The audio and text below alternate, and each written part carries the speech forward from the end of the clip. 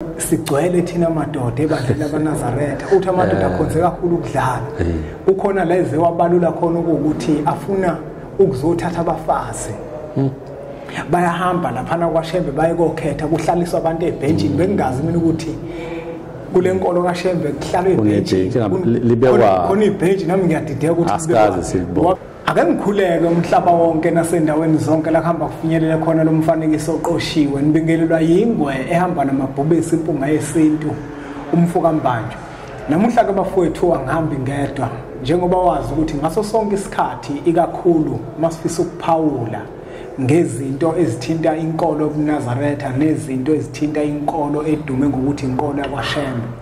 kube intokozo enkulu kumina ukuthi ngimbize baba uNhlanzi asondele eduze ngoba mangibizene ngisuke ngibiza umuntu ekufanele ukuthi ngimbize baba uNhlanzi akekubingelele ngokwamukela kwempunga yesintu baba manje sesisithanyana isikhathi siside imisebenzi eminingi sibamba ngala nangala kodwa masithola ithuba siloku esihlangana nje sizofundisa abantu sibakhumbuza nangezinto ezibalekile ke kulenkolo yobuNazaretha kumele ukuthi bazazi ngoba baba uNhlanzi inkolo kaShembe inkolo enkulu emhlabeni futhi nasezulwini yize abantu abaningi kuyinkolo abayibukela phansi kube lula kumuntu ukuthi akayigqibe ngenhlamba ayidicilele phansi uthola futhi uthi umuntu omnyama solo ukuphulula imixolisi nje ungene emlomeni uthola uthi umuntu omnyama iphutha ukuba kude nenkolo ungasondeli kumele usondele izinto uzifunde ubuze kubantu abasondelene noShembe nabantu bakhona kaShembe nabantu abakhonza khona izinto uqala unike isikhathi ngaphambi ukuthi uphawule baba uNhlanzi baba manje kunomfanekiso oqoshiwe la oshuthwe enye indoda manje anginephutha oshuthwe omunye umuntu wesilisa ngoba phela masithi indoda baba uNhlanzi sesimthwesa manje ungiyani engafanele kanti inkulumo beyikhuluma ayimvezi njengendoda futhi ayidodisi kodwa imveza nje njenganomuntu wesilisa nangu umuntu baba uNhlanzi uthi inkolo kaShembe inkolo engekho inkolo kaShembe inkolo yamanga uthi uyabona amadoda akhonze kakhulu ukudlala ugxeka nokuthi sigcwele thina madoda ebandleni labaNazaretha uthi amadoda akhonze kakhulu ukudlala ukhona leze wabalula khona ukuthi afuna ukuzothatha abafazi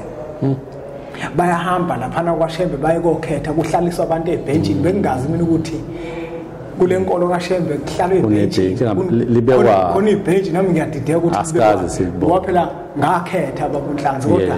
angikhumbuli engangimkhetha ehlele ebhenjini lo baba lona angazi baba uNhlanzi ake ngidedele ambanye ngizoqala nje ngoba ngiphethe nencwadi ngifuna ukuthi into esiyikhulumayo siyilumbanise nenkolo yobuKristu ukuze abantu abamaKristu bangamxwayi uShembe ngoba kukhona ukusondelana nokuhlobana nokulumbana kwenkolo yobuNazaretha ngoba kanti amaKristu afanele abizwe ukuthi amaNazaretha yibo abaphuma enkambisini kaJesu manje ngithe ngiyiphathe incwadi le ebhalwe ubamkhulu ayikho into uShembe ayenza noma ayisungula engekho eBhayibhelini manje futhi kuyichilo ukuthi obaba laba manje lento ngifuna ukukhuluma ukuthi khona into eBible school manje siyacela izikhulumi zeBible school ukuthi umuntu manje mezwe eBible school angathi angaba nobizo phela kube khona ugcobo olukuyena ngoba sizombamba olimini ukuthi awukwazi kweBible school bese budlulela ezinye inkolo uyabona lonto kanti bona lapha abafundana usuna certificate sokufundisi umfundisi uyashumele uyile public school kodwa ugcoba lukho ngoba umuntu onogcobo uba nengiloso nambanjwa ekuyona emgadayo nokukhuluma kwakhe ukuze nobusho ukuthi lo muntu udodisile yabo lo muntu lo uyinsizwe noma lo muntu lo unokugcoba uyizwa lonto manje ukukhuluma kwababa lokhu emdala ngakuzwa ngina mbani ngadebelo ngibona ukuthi kukhona into eyamlimaza baba uNhlanzi mina indlela engamhlaziya ngayo unentukuthelo kanti lezi zinto zabo nalenkulumo zabo abazikhulumayo zifana nomlilo wamaphepha ngoba umlilo wamaphepha uyavutha ucime manje khona omunye nawo kade ekhuluma abambiza abantu Enigma akasekho kodwa kumanje naye futhi lo baba bafuna ukutrenda manje utrenda kanjani ngento ukaNkulunkulu ngoba zonke izinkolo eziphansi komthunzela ngezaNkulunkulu ayikho inkolo ayenze ngephutha angikubuze lo baba uNhlanzi lo baba khona into ayithintile laphana uthi amaNazaretha afunda iBhayibheli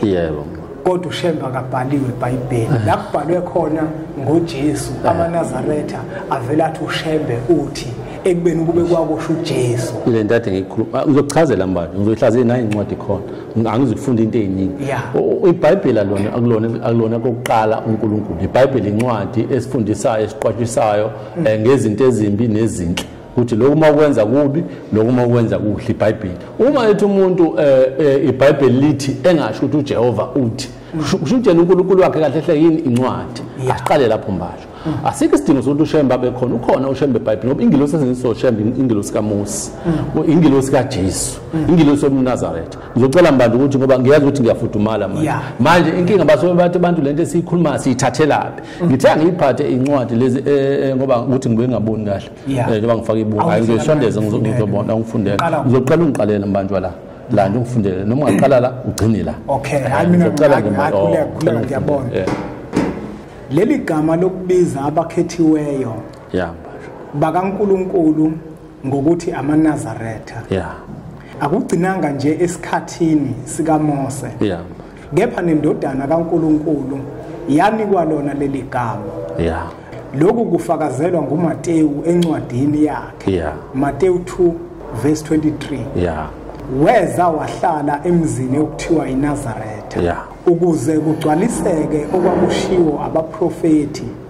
ukuthi uyothiwa ngumNazaretha.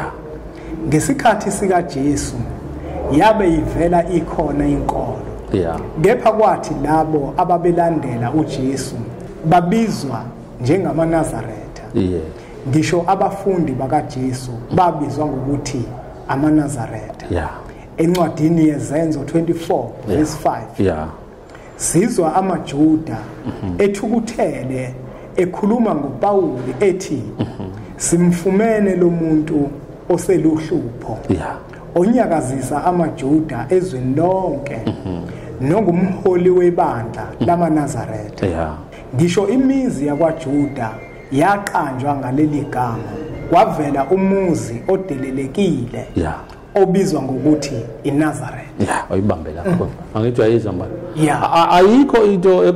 uShembe njengoba nehlabelo engekho ngoba ihlabelo mesibhala uShembe uyabhala ngenzansi ivesi elithathele eBhayibhelini. Ayikho uShembe into eyathema yenza engekho eBhayibhelini. Ubaba ukhuluma iphutha elikhulu mbanjwa ngokuthi akanazo mhlawumbe nehlabelo samaNazaretha akaza sifunda. Nongaqondi ngenkolo nangeinkonzo ukuthi nangumbuzo babuNhlanzi kusho ukuthi babuNhlanzi bonke abantu emhlabeni abakhonza uNkulunkulu okanye abakhonza umkhulu womkhulu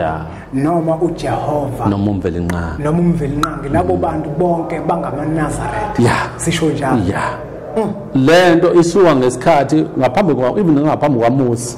babe yayivele ikhona inkolo yoMnazaretha. uNkulunkulu wasezigcwalisa wenamba nje ngoMose. uMose wasemnika imithetho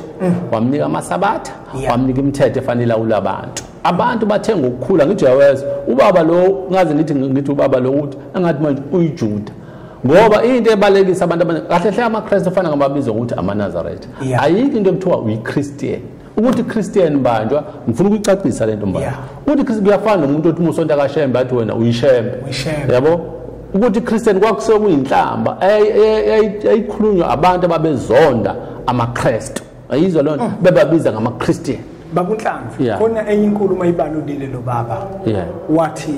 akukho uNkulunkulu abantu abamnyama uNkulunkulu bonke abantu bayefana bavele bathi uShembe uNkulunkulu abantu abamnyama ethi kusho thina ukuthi uShembe uNkulunkulu abantu abamnyama mhlawumbe wena uPaul ngizocacisa mbani ngaphambilini babevele bekhona abaprofeti kodwa isizwe simnyama besinganawo umuntu owumprofeti noma uyisithunywa noma uNkulunkulu wakho ngaphambi ukuthi kuze kufike uShembe futhi uNkulunkulu uthe mebuka kushabelela amasabatha sebeqala abantu bengaseligcini isabatha kwanda nemikhuba engasalungile belahla namasiko uNkulunkulu abadala wangena ushoko angithi mbanjwa inkolo ukuziphile ibe nesisekelo ihamba inesintu inamasiko bese kuba inkolo njengalabo abanye oza kwethu amaSulumane. Uma inkolo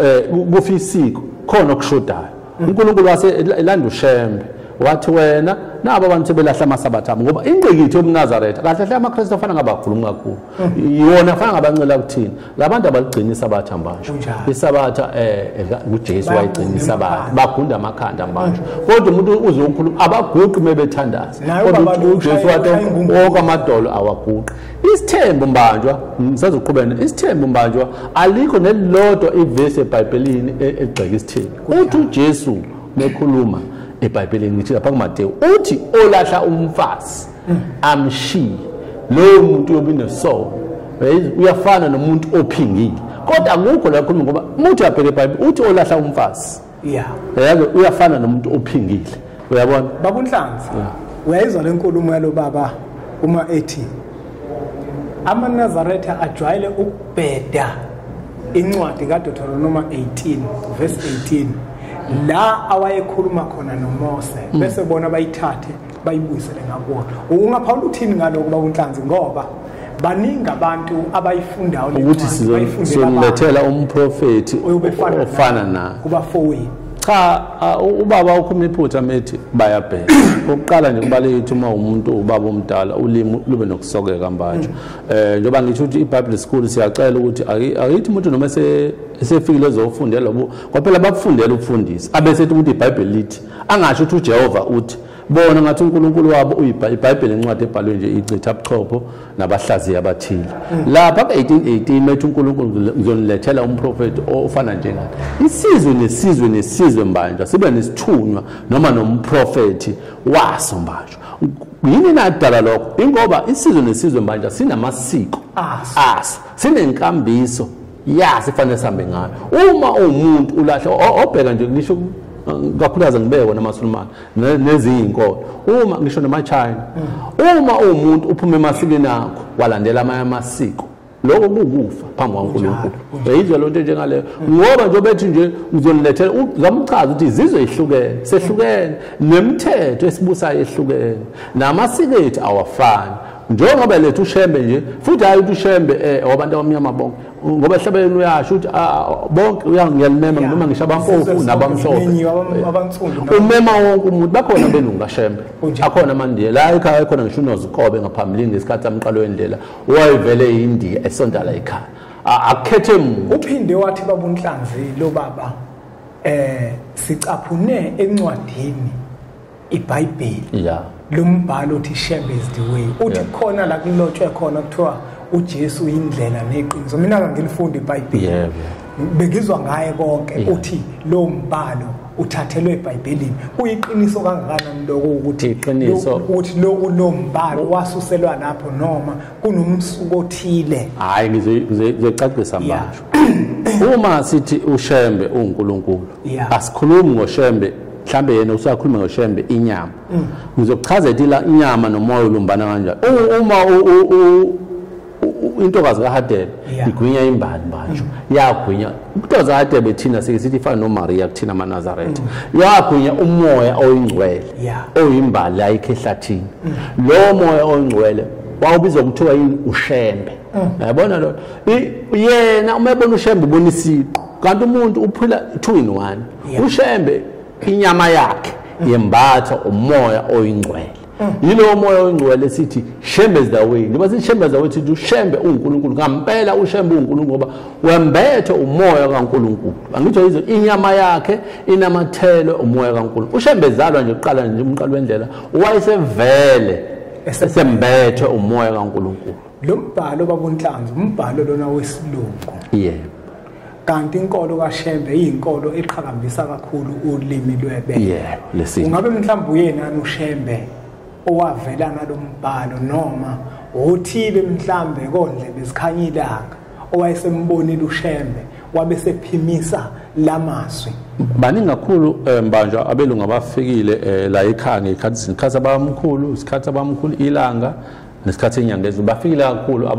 abelungu abayincitha ubuchopho bezofunda noma bezothekela ulwazi base beyibona lento base bayibona base beba nezincwadi kunencwadi ezingekho shonala kuthini ezinye eziphesheya ezahamba nabelungu yakhumbula akulazi ephami nogogo besixoxela abahamba nazo abelungu baya nazo phesheya ukuthi ngiyamkhotha isibongo sakho lomlungu uThubani onezinto ezamagugu nezimfihlo umNazaretha yibo labo abantu abathi Shembe is the way ngoba uShembe akaphilisi umuntu omnyama phela ngisho nomlungu uyamphilisa ngoba ethi Shembe is the way nje ngoba kuningi kakhulu intshumayelo usathi bathi sikhuluma ingane kwathi ngoba ukuthi uShembe wonke umuntu ompofu omnyama India ngisho ngaba belungu noma ngabe unjani bonke abendethu ayethi Shembe is the way ngampela Shembe is the way wona ukhiye uyena uNkulunkulu okhona uNkulunkulu asibekele ngoba muthi uyabheka zonke izinkolo ziyavakashela eNazaretha kunjalo yena ubaba la akavakashi into enkingi ukhulume ukuthi akasondele sikhona futhi ingako ekhuluma imbodane nje ukude kakhulu izinto zifunda la kulezi zinto lezi ayifunda encwadini noma emafonini akafike esontweni manje afuna ukwazi ngoShembe ngiyafisa babuNhlanzi ukuthi lena siyithinte babuNhlanzi yebo mba uyabona babuNhlanzi uShembe abantu bamdelela kangaka nje yebo mba amaNazaretha enza lokho mina kuba uNhlanzi angisabe mina no ikakhulukazi makufanele ngikhulume into ethinta uShembe angikhathali futhi nokuthi umuntu mengilalele inkulumo yami ihlaziya kanjani abantu abanomthelelo omkhulu enkathini namuhla amaNazaretha yini amaNazaretha asabalalise inkosi yamaNazaretha konke kwenzayo bayisabalalise enkundleni zokuxhumana lento hlesiyikhuluma bobuNhlanzi ukuthi izinto ezamagugu enkolo akufanele zisabalaliswe enkundleni zokuxhumana inkosi yamaNazaretha yazikhulumela yona okuthi ayifuni ukufakwa kulezi zinto kodwa abantu bayayithwebula bayifake kulezi zinto bese abantu bayithuka bayigqibe ngenhlamba uyabona lonto elabani icala icala njengomusho manje kuyiqinisele imsulwa le kahle phela ngithi ikhathi yona manje ishintshile sisesikhathini samanje izinto zama social network izona ezisebenza kakhulu kukhona izinto okufanele mhlambe baziveze khona izinto afanele bangayivezi kodwa ngizokwenza isibonelo angimazi lekhanyane nama ngimazi futhi angazi ngimlandela angilandeli inkolo yakhona ngiyazi yama-ZCC angazi ngizibone nje la ko-social media ngibona abantu nje bakhona kuphela manje thina yini esihlulayo ukuthi sihloniphe ngoba abantu abaningi abaqamba amanga bethi bamthanda uShembe bamthanda uShembe kodwa basondele ngoba bebona udumo bezudumo kakhulu ukuba bayamthanda angaba bampost uShembe ubona umuntu afaka inkosi yamaNazaretha athi mawufuna isibusiso bhala amen kwi-comment uzosithola kanjani isibusiso wena ke oposte inkosi ekubeni yasholoyo ukuthi ayifuni ukupostwa leyo nto abantu abayiyeke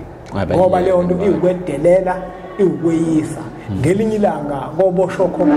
ngoba wena uzwa kodwa kakhulukazi mbanjwa okwalabantu laba abalwa noShembe abantu othola ukuthi egcineni kufanele ngabe ukhonza kaShembe kodwa ngoba manje yena ulomuntu ofuna ukuhamba ngenkambiso yakhe noma ngenqubomgomo yakhe ngoba muthi uyayibuka lento yalo baba njengobusho nje ukuthi ngathi kunento engathi idinwa ngaphakathi kuyena manje lento uyikhuluma angayikhuluma ibe nesisoka uyabona lo wegcineni umNazaretha obukaNkulunkulu kunjalo obukaShembe uNkulunkulu wakhe uShembe uthi uyena umuntu ozoqhuba umNazaretha bazazi khona ngoba naye ubaba nje obethi yena uyinceku kaNkulunkulu angicabanga manje ukuthi ngathi uyinceku ukwazi bahlulela abantu nezinkolo ezinye ukuthi lenkolo le injena lenkolo injena angazi ukuthi ngoba phela mhlawumbe ePublic School kufundwa leyo nto angazi kuba angazi ndiye babuNhlanzi sesisonga semaphethelweni ngiyafisa ukugcizela lo ukuthi bonke abantu abaphosta uShembe behlukile nalabantu abamthukayo ngoba mawenza into ephambene nentando yami akubona ukungihlonipha lokho kuyefana ukuthi uyangithuka wonke umuntu osakwazi ukuthi aphoste uShembe la einkundleni zokuxhumana lo muntu loyo kufanele azi ukuthi uShembe umthuka ngenhlamba ngoba kuNhlanzi bakhona abantu abangazi kodwa babona wona amaNazaretha ephosta inkosi yethu einkundleni zokuxhumana bayithuka abantu manje malana nentshumayelo ke mbanje mabethi eyikhona intshumayelo engiyithandile efaka la einkundleni zokuxhumana okubi kakhulu ukuthi ubeke uShembe uposte uyabona bobuNhlanzi intshumayelo amazwi akhayo vela wona intshumayelo ayinankingi kodwa isnepho akufanele amazwi awanankinga intshumayela ayinayo inkinga kodwa konke zamagugu esobeni efanele singazivezi babunhlanzi lokho sengiyakuzwa ngoba ezinye izinto babunhlanzi ezabantu abamaNazaretha bona bayazi inqubo nenkambiso yebandla uyayibona lo nto kakhulukazi leyo yokushada ngathi izohamba isinika inkinga kufanele ngoba manje kuthiwa kunebhentshe elimiswayo uyathatha umuntu akhulume nje ngoba imbajo lento eyikhulumayo yonke leyo nto babunhlanzi ilento yokuthi sithatha izinto ebandleni sizinekele izwe lonke sithi kukhona ibhentshi manje abantu bese basobeshutha ngoba benzela bakubone nabangani nabo ukuthi nami sengithathile noma sengithathiwe kodwa egcineni iyabalimaza ngoba manje lapha baphendula bakhulume ngendlela bakhombe ukuthi umkhwena wakho uyikhehla kunjani le nto sidalela ukukhuluma ngenasidingo futhi nabantu abaphostayo izinto abake baphosta izinto nabo abazibonayo ukuthi abaziposte bona yebo ngoba manje egcineni inkosi mina ngimi lapho ukuthi inkosi abangayiphosti kodwa ke sesiphetha babunhlanzi mhlambe elakho lokuphetha lingathini babunhlanzi ukwembula nje inkungu kubantu esebembathiswe yilo baba okade ekhuluma zonke le zinto one kakhulu baba futhi ubaba uthembekile ebengakucela nje ukuthi abantu uma befuna ukwazi ngoShembe abake basondele kaShembe ukuvakasha nje ukuthi uzobona izinto zomNazaretha uzazi ukhulume ngento oyaziyo bese uyabuza sikuchazela akho nkinga ukuthi sikuchazela akukhokhwa mali ngoba egcineni umuntu okhuluma into eyiphutha abahloniphe ezinye inkonzo nezinkolo zabanye abantu asikho isidingo sokuthi ukhulume kabi noma ugxeke ezinye izinkolo ngoba wona ukweyinkolo kakhulukazi uma umdala ngoba manje egcineni lo nto yenza usikhombisa ukuthi ka wena lo nikholo umehluleli uyedwa kumehlulela uJehova akwazi ukuthi umuntu ngathi ekweyinkolo bese wena ugxeka inkolo yakhe umdala ubaba nje umdala uthembekile angazi ukuthi usuke ngempela la ufundisa khona ngoba phela wena bheka into yakho la ukhona mbanjwa la ukhonza khona ushumayela ivangeli la khona ukuthi unihamba kanjani kodwa nje kaShembe mafuna izinto zakaShembe sondela khona uyobuka ubuze musu ukufunda la efonini mbanjwa bese uthi uShembe usuyamazi mbukelo wempunga yesintu nabo bonke abantu abangamazi uShembe naye lo baba uShembe akayona lento ojwayele ukuzwa abantu beyikhuluma bemgxeka bakhuluma izinto eziningi uShembe uyinto ejule kakhulu kodwa ke mina ngeke ngimthethelele umuntu okhuluma njengaye lo baba ngoba akakabi nalo ilihlo elijulile nokhokho bakhe abakamthandi ukuthi bakwazi ukumvezela leqiniso nalento ejule kangaka uShembe uyikile uShembe kakhulu Shembe nalokuthi mbanjwa umuntu omnyama nje ngoba njobe umbatha nje ubiza igama lendoda ethile ubiza idlozi ulahla abantu bakini egcineni uzugcina ukhuluma into enje ngoba ngangezwe nje kumele ngone ifoni ukuthi wathi imotweni wangena amafutha ingabe ngawangena ngazi upetrol wangena no diesel ngabe ngena ngabe unenkinga lo baba ngempela ngoba njobe umbatha nje akwazi ukuthi uzothi usindisi uthi ubiza uNdlovu bese uthi wena idlozi awulithethi kodwa uNdlovu isibongo noma igama lendoda esiyadlula emhlabeni yakini should usabiza lo nidlozi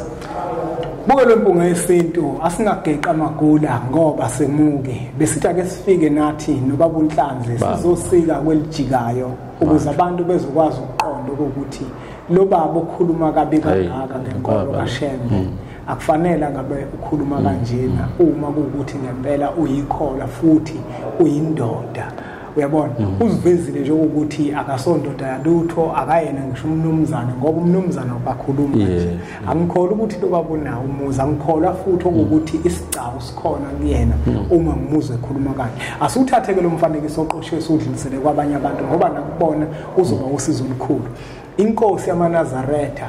ayipostwe enkundleni zokuxhumana ngoba abantu bayayithuka uma sebeyithukile abanacala bona kodwa umuntu onecala wena oyipostile nabo bonke abangazi nabayithandayo